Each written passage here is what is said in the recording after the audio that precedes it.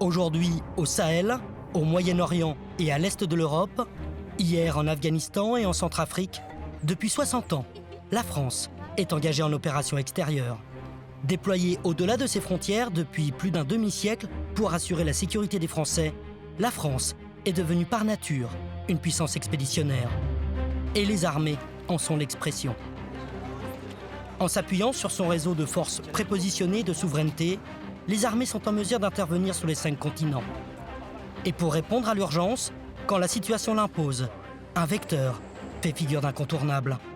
Projection de puissance, acheminement de fret, appui à nos opérations, évacuation de ressortissants, autant d'exemples qui montrent sa nécessité et sa pertinence.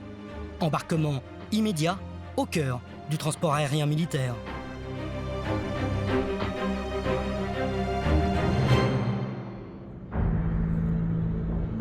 C'est l'une des pires crises de l'ordre international que l'Europe ait connue depuis la fin de la guerre froide. Dans la nuit du 24 février 2022, la Fédération de Russie envahit l'Ukraine. Cette invasion provoque une condamnation massive de la communauté internationale. Conflict must stop now. La France condamne, dans les termes les plus forts, le déclenchement de ces opérations. Pour éviter que ce conflit se propage au-delà des frontières de l'Ukraine, dans les pays membres de l'OTAN, la France riposte à l'agression russe en renforçant sa participation au sein de l'Alliance Atlantique à l'est de l'Europe. Nation cadre de la force de réaction rapide de l'OTAN en 2022, la France déploie, 4 jours seulement après l'agression russe, ses premiers éléments en Roumanie, à Constanta. Au total, ils sont 500 militaires français acheminés par voie aérienne à composer avec 300 Belges le bataillon fer de lance de la force de réaction rapide de l'OTAN. Mais ce déploiement ne se limite pas à la Roumanie. La France mobilise son groupe aéronaval en Méditerranée, déclenche des missions de police du ciel en Bulgarie et en Pologne, poursuit ses exercices otaniens de grande ampleur en Norvège et prolonge sa présence en Estonie. Mi-mars, le 7e bataillon de chasseurs alpins se tient prêt. Appartenant à la brigade d'urgence de l'armée de terre, cette compagnie, spécialiste du combat en montagne, dans des environnements grand froid, est mobilisée pour l'Estonie. C'est un jour un peu particulier parce qu'on est à la veille d'une projection en Estonie. On est entraîné pour tout type de mission. Et là en particulier, on sera dans notre milieu, donc je pense qu'on est prêt. Bon, globalement, le rappel de la mission, il s'agit bien de dissuader, d'accord ? Dissuader dans le cadre de la mission de réassurance de l'OTAN. Donc il s'agit en clair de montrer les gros bras face à qui vous savez. La particularité de cette mission, c'est qu'elle intervient dans un cadre multinational. Vous allez être placé sous le commandement d'un chef de corps qui est britannique. À côté de vous, vous aurez des Danois et vous serez en Estonie. Donc vous serez au cœur de la mêlée. Ce que j'attends de vous, c'est très simple. La rigueur, la sérénité et la détermination. Et passe dedans. Là, il y a peut-être un peu d'excitation, mais il y a aussi de l'appréhension, bien sûr. C'est un départ aussi un petit peu incertain, avec les conditions sécuritaires qui sont un petit peu dégradées en ce moment, au vu du contexte international. On va charger nos sacs, tout notre matériel. Ensuite, on va partir en direction de Paris pour prendre l'avion avec nos camarades de l'armée de l'air. Donc on compte sur nos camarades qui arment l'escadron de l'Estérel pour nous amener justement sur nos différents théâtres d'opération sur lesquels on va intervenir. C'est l'escadron de transport Estérel, dont les avions de transport sont stationnés à l'aéroport de Paris-Charles de Gaulle, qui acheminera avec leur équipement ces chasseurs alpins en Estonie. Direction terminal 2B de l'aéroport Charles de Gaulle. Vous pouvez voir, le bus est plein à craquer, donc direction l'Estérel. Sans eux, on ne peut rien faire. Il est 4h15 du matin. Donc là, comme vous avez vu, c'est toujours organisé. Donc là, déchargement des sacs et pour après, ensuite, embarquer dans l'avion. En parallèle de l'enregistrement des chasseurs alpins, l'équipage de l'escadron de transport de l'Estérel embarque. Pendant près d'une heure, le personnel navigant prépare l'aéronef. Météo favorable, on prendra en dégagement. On doit vérifier le nombre de passagers et qu'ils soient aux bons emplacements. Et puis aussi pour le centrage de l'avion. Vous vous rendez compte, 170 passagers, ça fait 17 tonnes à peu près. Et s'il y en a trop d'un côté, l'avion il sera pas centré et c'est pas bon. Aujourd'hui, l'Estérel, c'est 2 avions, 2 Airbus 330 comme celui-ci. Donc c'est un Airbus, comme vous pouvez le voir dans les autres compagnies aériennes, mais il est utilisé pour les militaires. La mission principale, c'est le transport stratégique. On achemine les passagers au plus proche du théâtre d'opération. Une mission typiquement comme on fait aujourd'hui. On va projeter 170 passagers en Estonie. La projection à longue distance de troupes et de fret représente 95% des missions de l'Estérel. Reconnaissable à ces 2 Airbus aux couleurs de la République française, cet escadron n'a qu'une vocation, projeter vite et loin. C'est bien copié, le dé avait bien été envoyé, je recheck ça. Oui, je vous remercie. Je définirais notre flotte de transport par 2 adjectifs. Le premier, ça serait efficacité, par la charge offerte, et puis aussi par le rayon d'action. Et le modernisme, parce que l'A330, c'est un avion qui est récent, et l'A330 MRTT, c'est un avion qui est tout récent. Rattaché aux forces aériennes stratégiques en 2021, l'escadron sera transféré sur la base aérienne d'Istres en 2023. À terme, ces Airbus A330 seront améliorés pour être dotés de nouvelles capacités, comme celle du ravitaillement en vol. C'est ça qui est gratifiant, c'est de participer aux opérations en les déposant. Et quand on vient les rechercher, ils sont quand même contents de retourner à la maison. Et on essaye de leur donner un petit peu de bonheur avec un café, un bon plateau, du sourire. C'est ça qui est gratifiant dans notre métier aussi. Si la guerre en Ukraine marque un retour aux stratégies de puissance en Europe, la France est engagée sur un autre front, celui de la lutte antiterroriste au Sahel. Aujourd'hui, l'opération Barkhane est la plus importante opération extérieure de la France. Au plus fort de l'opération, 5100 militaires français y sont déployés à travers 5 pays du Sahel pour des mandats de 2 à 4 mois. Ainsi, plusieurs fois par an, au cours de ce que les armées appellent les relèves, il faut acheminer et faire rentrer ces hommes de l'opération Barkhane. Chaque année, c'est près de 45 000 soldats qui transitent sur cette opération. Un défi logistique hors norme où les aéronefs de transport sont en première ligne. Ici, sur la base aérienne d'Istres, épicentre des flux entrants et sortants des militaires déployés en opération, près de 200 militaires s'apprêtent à rejoindre l'opération Barkhane et plus particulièrement le Niger.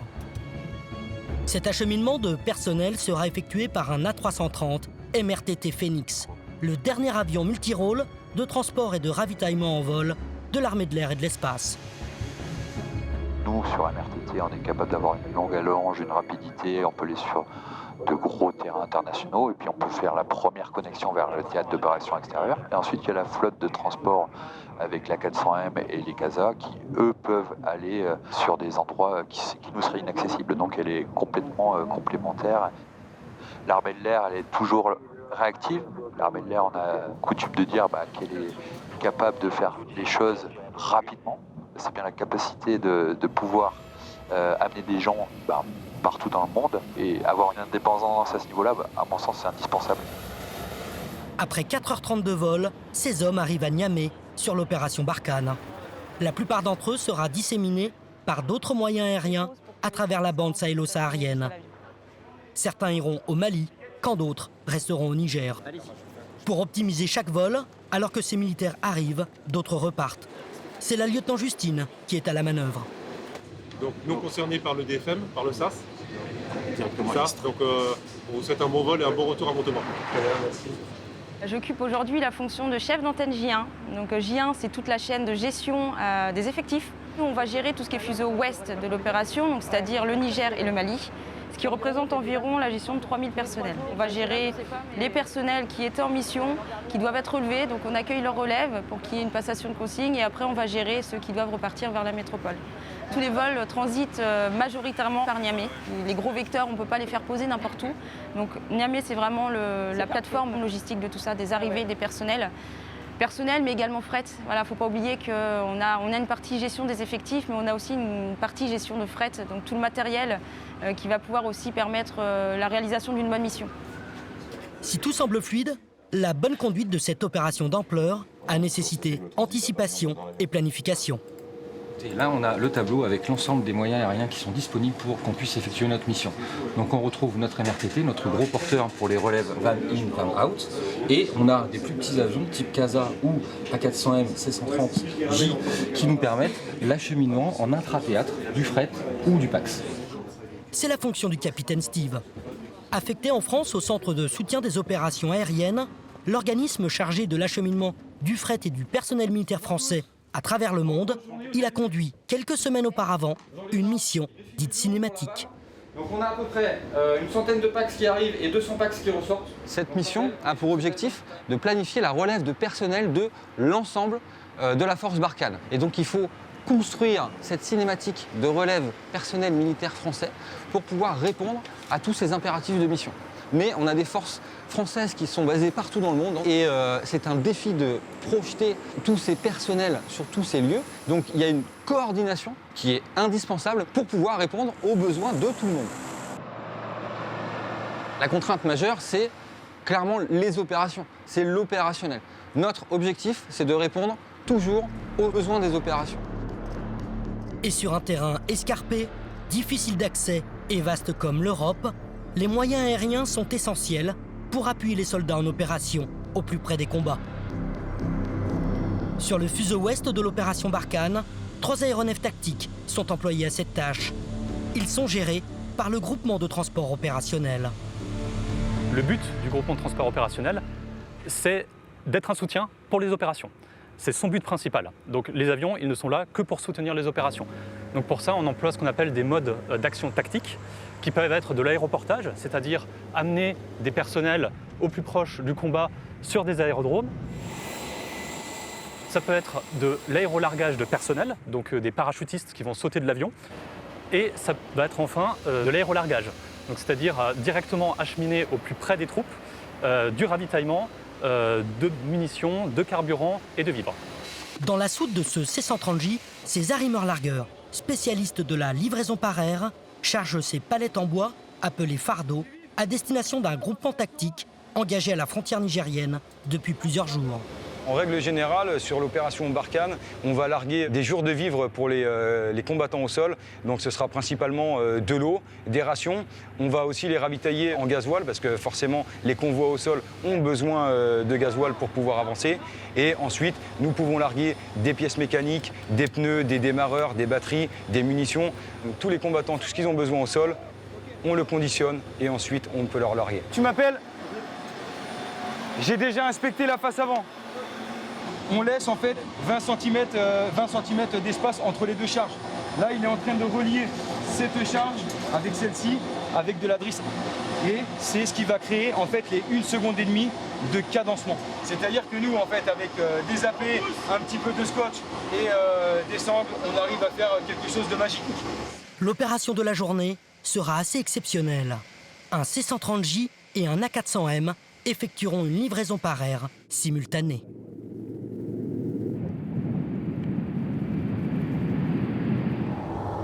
La partie du largage, pour nous, chefs largueurs, c'est la cerise sur le gâteau.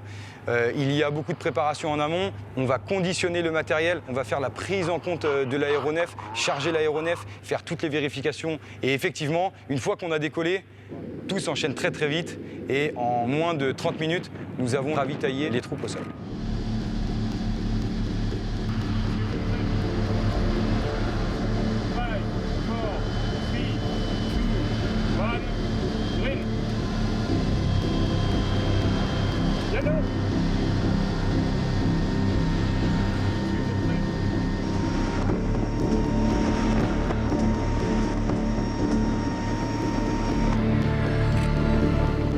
Ce largage permettra aux 270 soldats engagés au sol de continuer leur opération.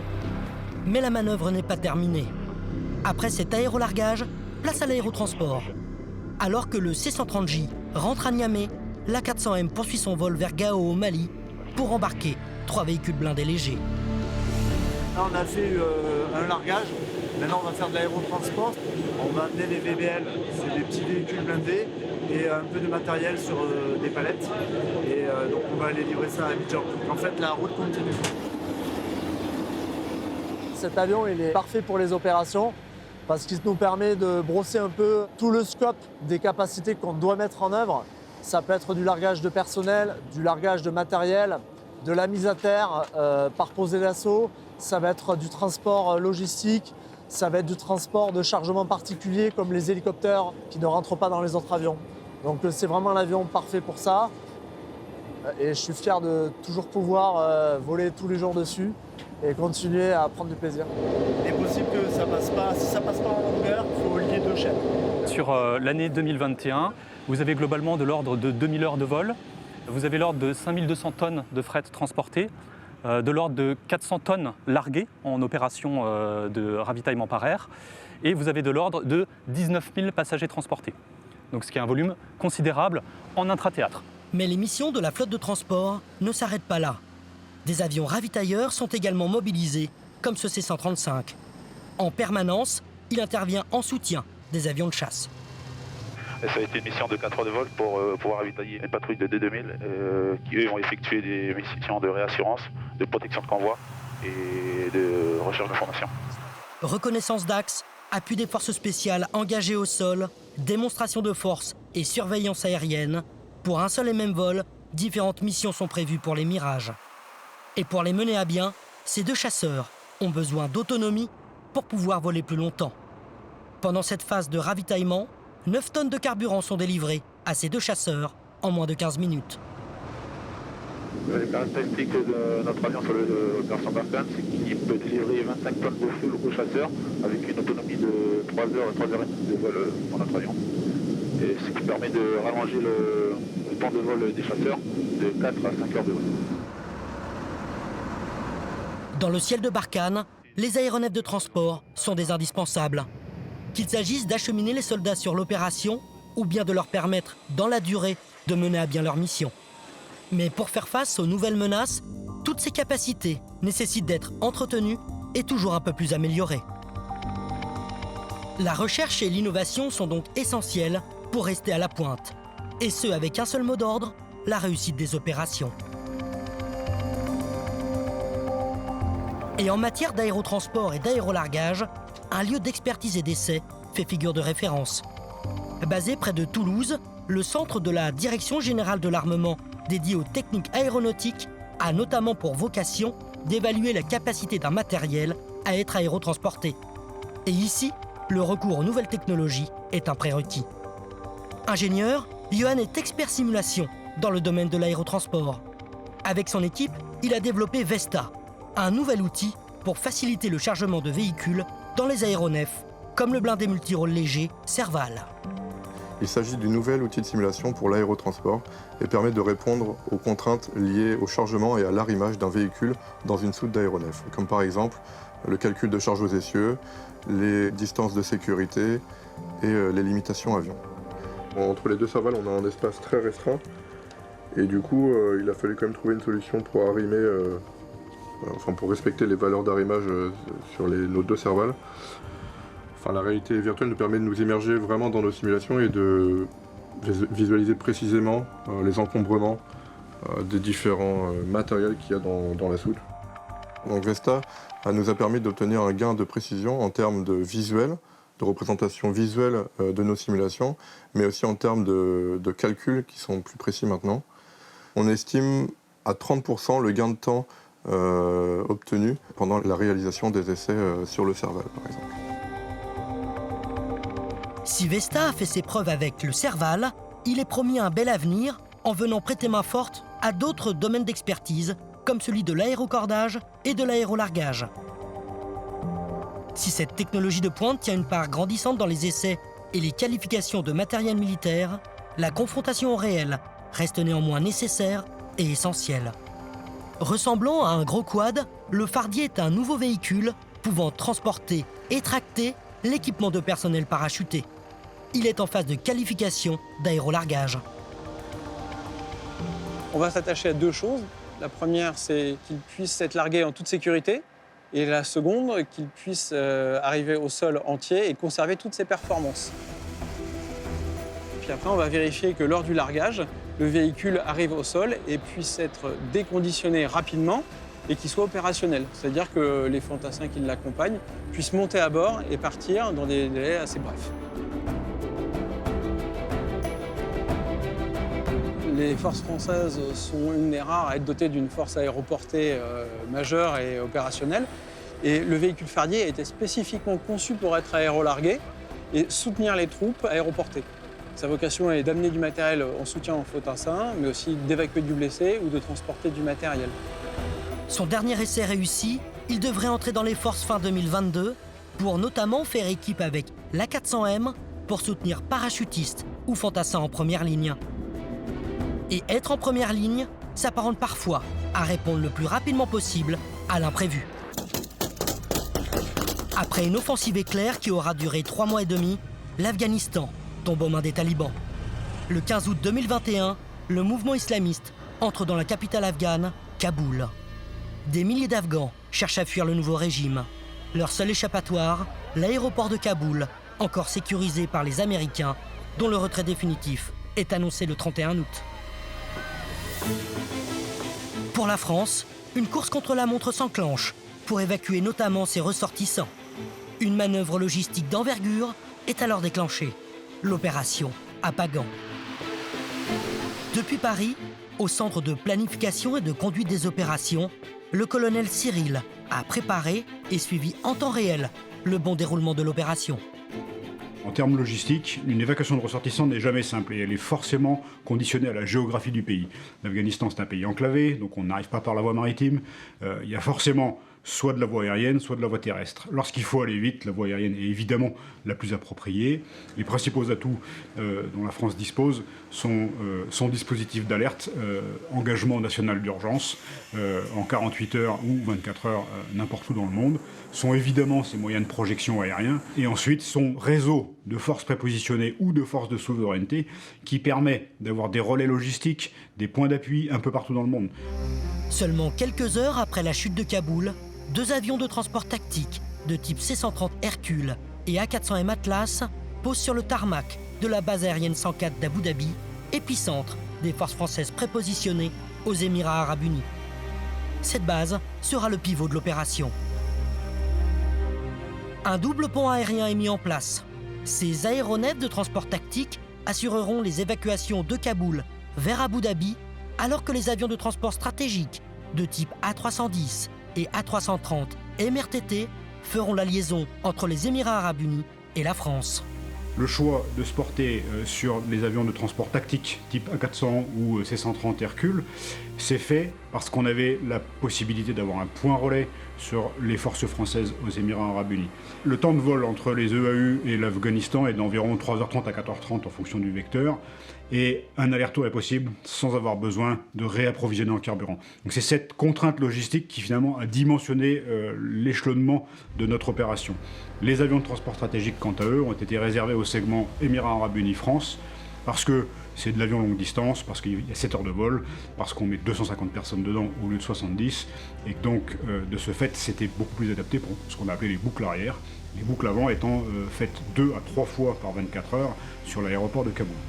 À bord de son A400M, le lieutenant-colonel Guillaume, lui, était en première ligne.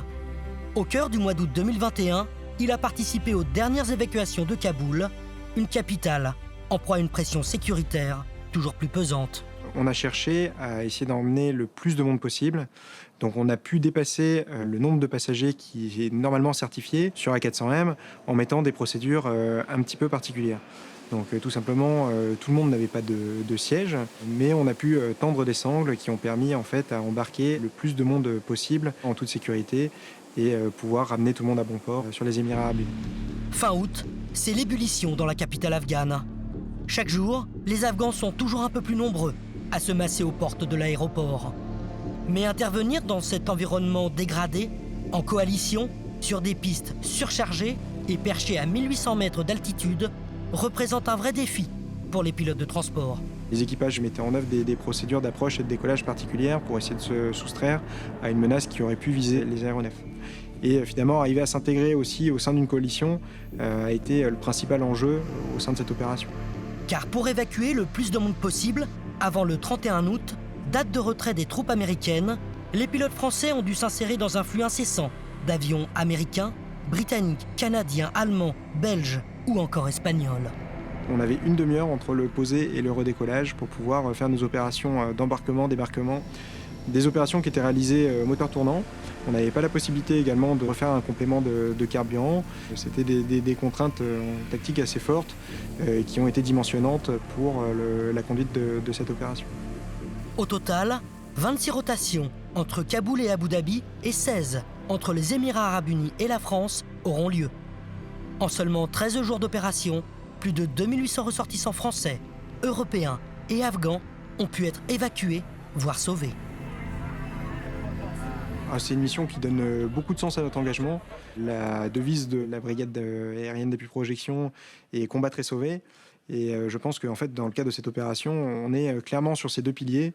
On se retrouve à opérer dans un environnement dans lequel seuls les avions de transport militaire peuvent opérer, tout en ayant la dimension sauvetage de vie humaine. Et je pense qu'à l'issue de cette opération, on peut être fier de ce qu'on a réalisé en disant qu'on a sauvé sûrement plusieurs vies, ou en tout cas offert un horizon et des perspectives meilleures au personnel qu'on a pu embarquer plutôt que s'ils étaient restés sur Kaboul.